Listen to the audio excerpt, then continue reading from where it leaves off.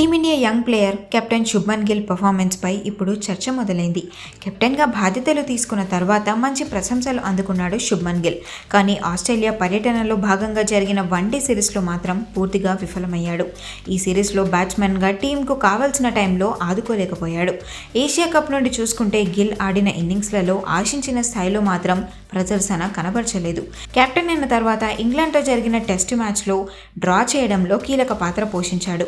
ఇక అదే ఫామ్ను ఆస్ట్రేలియాతో జరిగే సిరీస్లో కూడా కొనసాగిస్తాడని ఫ్యాన్స్ అందరూ ఆశపడ్డారు. కానీ అందుకు రివర్స్గా జరిగింది. వన్డేల్లో గెలిచి కెప్టెన్గా తొలి విజయాన్ని అందుకున్నప్పటికీ కూడా బ్యాట్స్మెన్గా మాత్రం పూర్తిగా ఫెయిల్ అయ్యాడు. 3 మ్యాచ్లలో 24, 9, 10 పరుగులు మాత్రమే సాధించాడు. అంటే మొత్తం సిరీస్లో చేసింది 43 పరుగులు మాత్రమే. కెప్టెన్ శుభ్మన్ గిల్ ఇలా ఫామ్ కోల్పోవడం అనేది టీమిండియాకు పెద్ద ఎదురుదెబ్బ అనే చెప్పాలి. భారత్ ఆస్ట్రేలియా మధ్య జరగనున్న T20 సిరీస్లో గిల్ ఎలాగైనా మంచి ప్రదర్శన కనబర్చాలి. లేదంటే మేనేజ్మెంట్తో పాటు ఫ్యాన్స్ నుండి కూడా గిల్ ఒత్తిడిని ఎదుర్కోవాల్సి వస్తుంది.